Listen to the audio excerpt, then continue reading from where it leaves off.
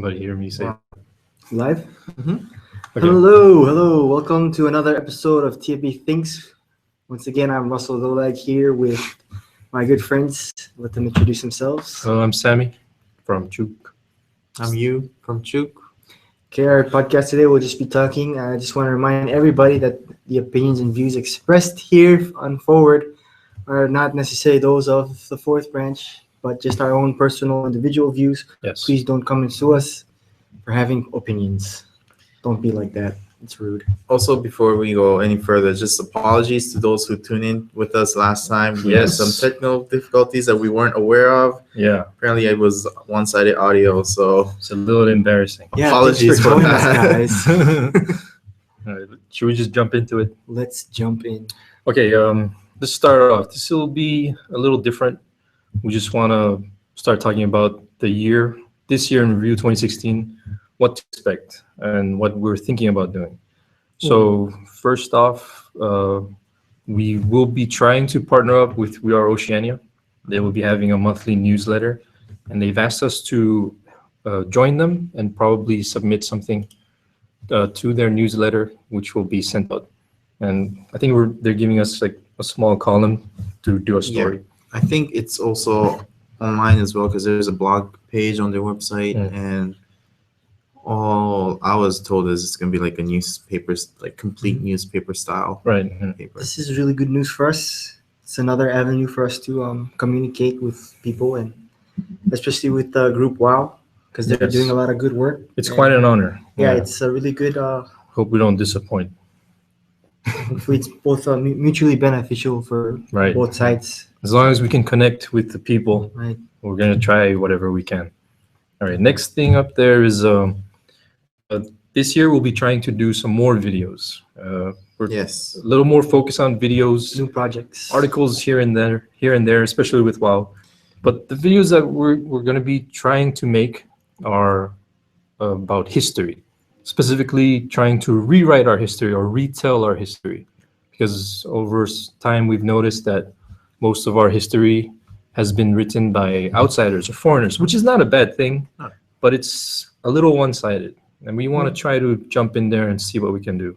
I think it's a kind of a natural thing for us to do because that's kind of what we started our fourth branch stuff with, because it was just Yeah, we wanted to do news stories by and for Micronesians. right. Giving us a voice, a chance to Yeah. speak out now. And also the youth. And then, Yeah. so it's a way for younger people that are Micronesian to kind of tell and learn about our history Yeah. to other younger people. Yeah. I So- mean, not only history, but like the stories to come as well. Like Yeah. all the stories is current, is always Yeah. told by other people. Like, for example, in Hawaii, so the Hawaii news media outlet that's been talking about us and not something coming from Mhm. our community. Right, yeah. Other So, people telling their yeah. stories, yeah. It's a good thing you brought that up because the next video we'll be trying to tackle is something that we worked on last year, and it's a discrimination video and how Hawaii news has discriminated against Micronesians and how we've been portrayed negatively.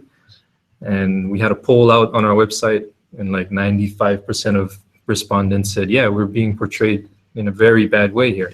So that's another video that we're working on. That was a really big project for us last year. It's pretty big and it's still going. We spent a lot of time on it, and you're gonna have to kind of bear with us while we're doing this project because it was very challenging Mhm. because it's aggravating. Right. And it's personal. Yeah. Yeah. There's all these news clips that we were sifting through, and we were dealing with a lot of our own issues with it. Yeah, it's tackling important issues of identity, stereotyping, Right. racism, discrimination, all that I don't stuff. know. I was getting, like we were getting really upset when we were working on. Like we had to take breaks just to like laugh at each other for a while. Yeah. Just- Insert a joke here and there. yeah. But it's good work, and we're doing all this work, but to be honest, we're not the right people to do it. But we're doing it. Yeah. We're just gonna do it until the right people look at us and say we can do a better job, and then they'll take over. Hopefully. Hopefully. Yeah, we gave a talk at Richardson about it. Yeah, that's There is right. a video if people are interested. We'll link. That's Richardson Law School Yeah. over at University Yeah. of Manoa. P Yeah. State Talks. So And we also did a guest lecture. yeah. So it's something that it's been ongoing. We'll link the video. We might be doing another one Possible. possibly If next month. You've Maybe. they've been asking for some more to present the same presentation. So we thought that instead of just going to these venues, Because we just- can't make all of we them. can't Yeah. make all of them. Yeah. Just do a video and everyone can just Yeah, play it. access. So Yeah. stay tuned for that. Sorry again, but stay tuned. So more content, articles, videos, and we just want to connect more with our viewers. We've been noticing that a lot of people have been submitting like suggestions, Suggestions. comments. Mhm. They've been contacting us here and there, and we love it. Like it's the one thing that keeps us going. It motivates us to keep going, and even if you don't like us, please tell us why. so you know we can get better. we can sulk and then get better. Yeah. Yeah, last year I think was a very important year in our growth, in our evolution, because we started trying new things, and we got a little more interactive. Yeah. With our viewers, we've always been trying. So thank you very much to all our viewers. Yeah. All three of you guys have been really helpful. Thanks, Mom. But yeah, more to come, and hopefully more suggestions and interaction with you guys. If you're watching right now, comment. If you're watching this a few months after, just comment anyway. Share it. Yeah. Yeah. Even like topics to talk about. I mean, if you guys are kind of tired of hearing stuff about home, we can always Yeah. talk about something else. You guys just Yeah. give us all the suggestions and we'll go through them. Doesn't have to be serious stuff too. Yeah. You can be like, have you guys seen this movie? What do you guys think? Yeah, Yeah. anything. It would be Video pretty cool to games. see a reaction video. Yeah. Let's do it. Yeah. Okay, let's move on. Yeah. So before we close out, we just want to get back to business as usual. Start off with some news.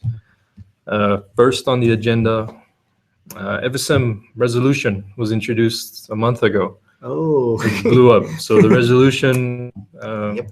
big. I'm just rewording it to end the Compact of Free Association between the Federated States of Micronesia and the United States. And this was big news back then. Big. Yeah, so 2018 is when they were looking at. yeah, to end it by 2018. We will talk about this in length.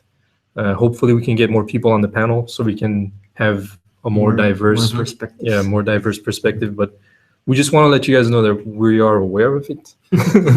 We know it's out there, and we will cover it. And you guys comment on that too. What do you guys think? What's going on? What's the play? What's the politics? Right? Do you agree? Do you disagree? Yes, no, why not? Yeah. Big politics. And along with that, we have we had a poll We out. did a poll.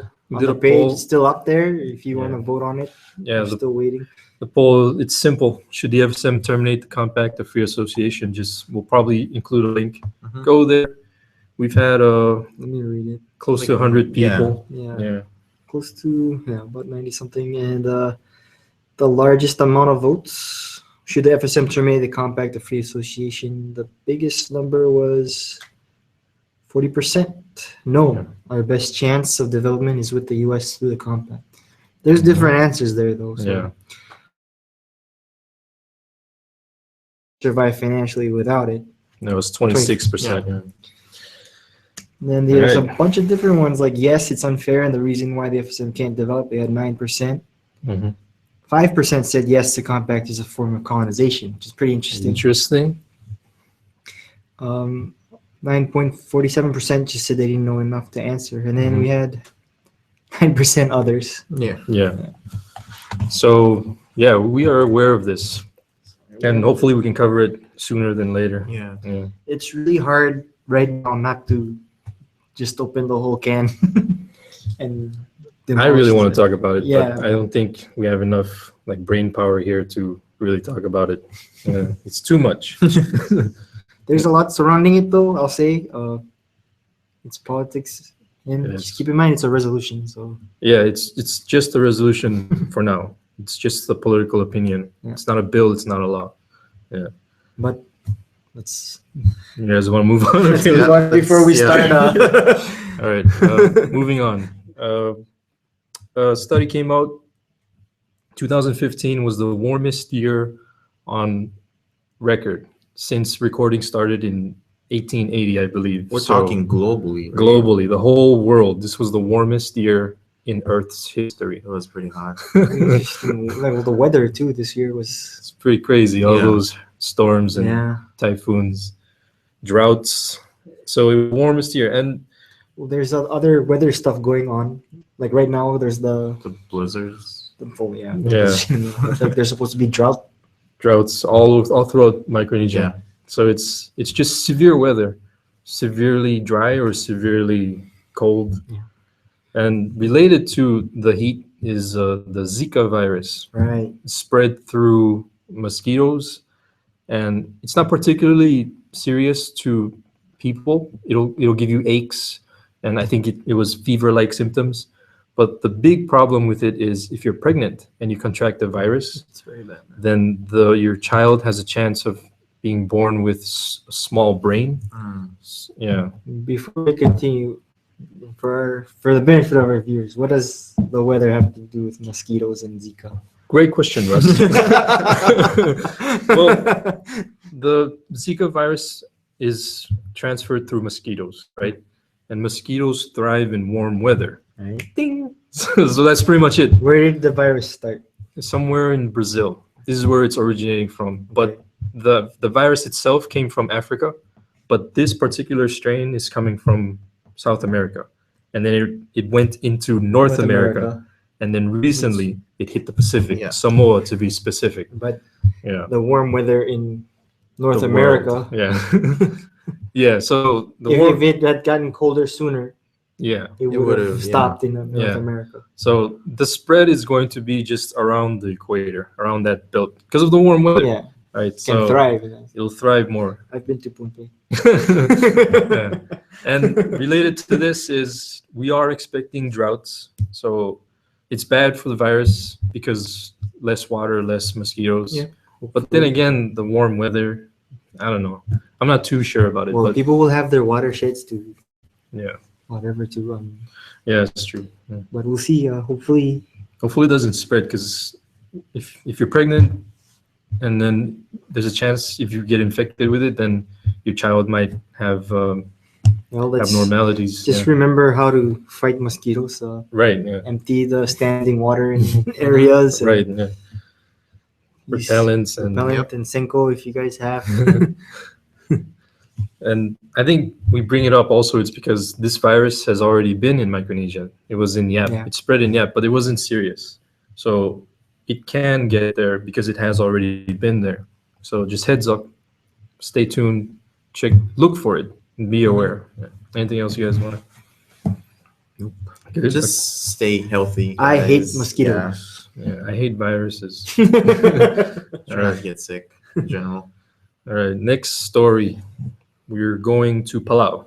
Palau last year. Oh. No, the story goes to Palau. Palau last year recorded that it had about 161,000 tourists. That's huge. That's larger than the population of FSM. That's huge. 161,000 tourists. But of those 161,000, 90,000 of them, or 56%, were from China. What does this mean? Is this good? How does this affect the region? Is this a good thing for Palau? What's going on?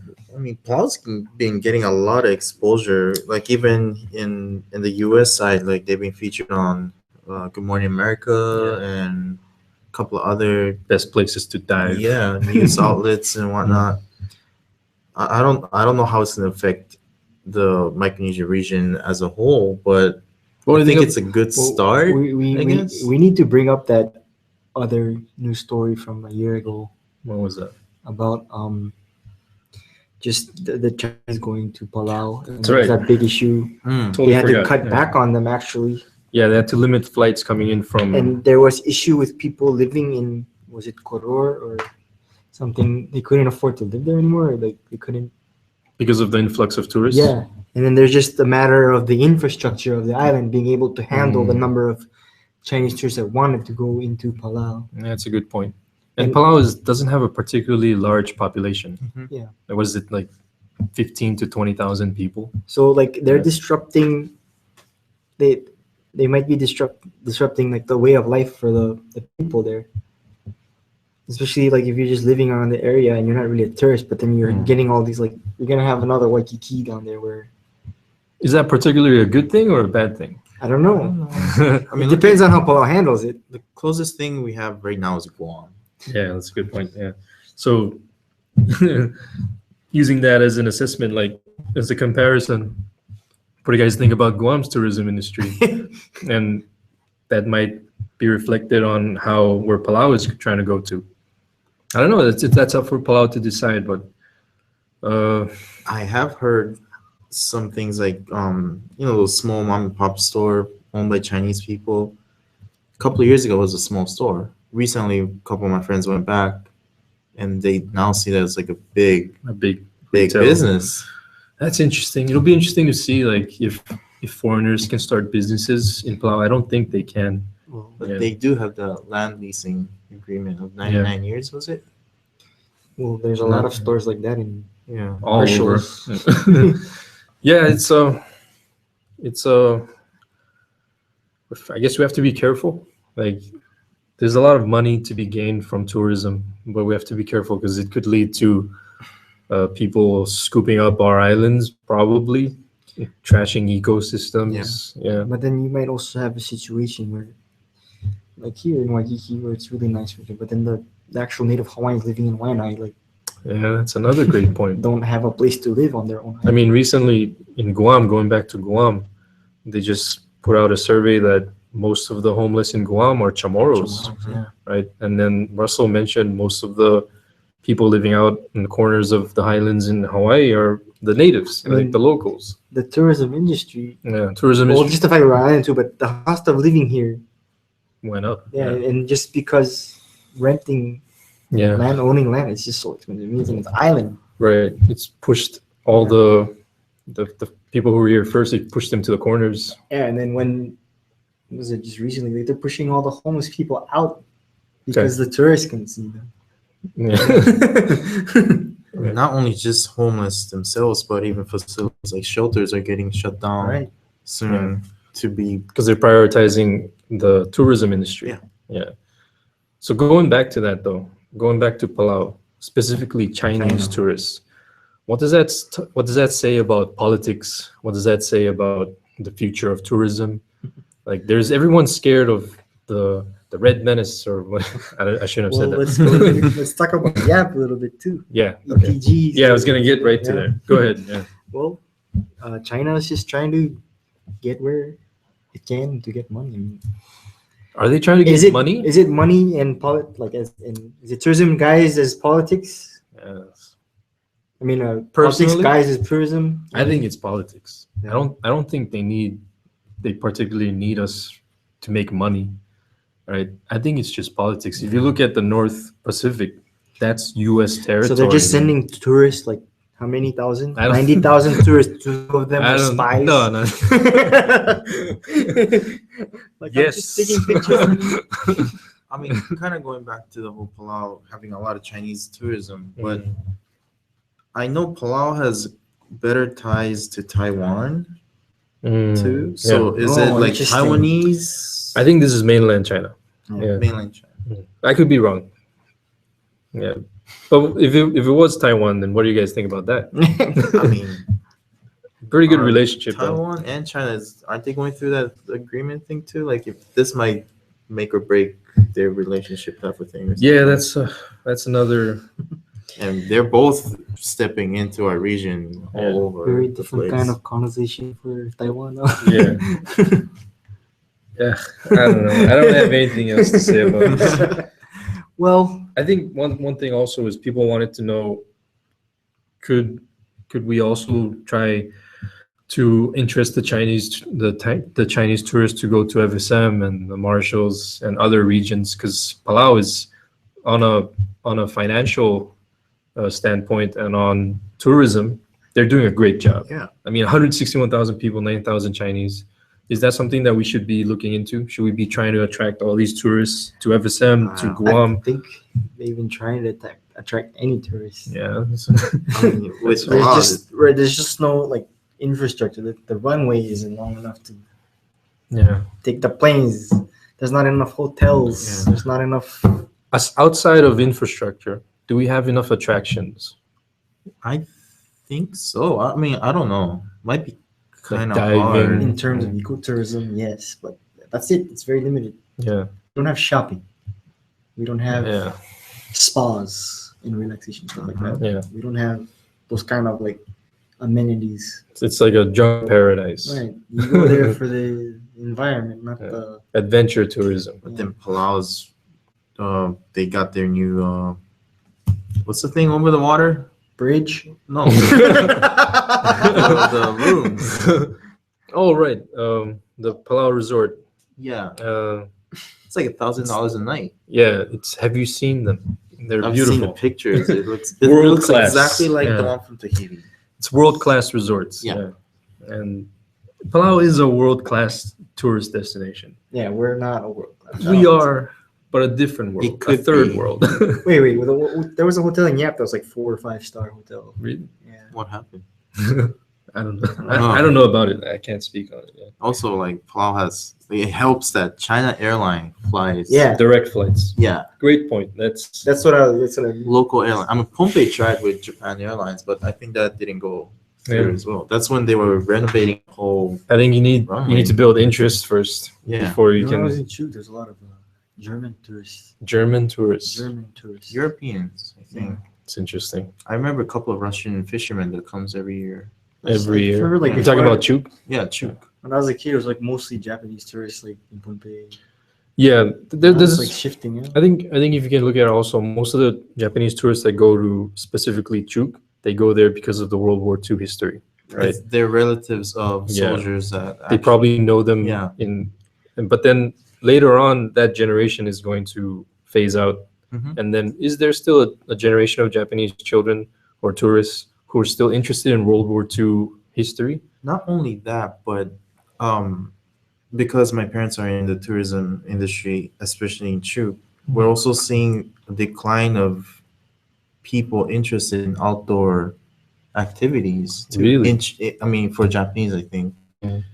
So there's less, especially with the kids and with Oh, I see. iPhones and Oh, they tablets just all want over. to stay inside. They just want to stay home. Because we don't have Wi-Fi. Lame. So that's why we're seeing a decline of that. But occasionally we see like a family there's a family that comes to Chuk every year for the past almost a decade Mm. because they come because a kid likes to go there and go fishing or swimming, see Get all those away. things. Yeah, Mhm. it's a perfect getaway for the kid.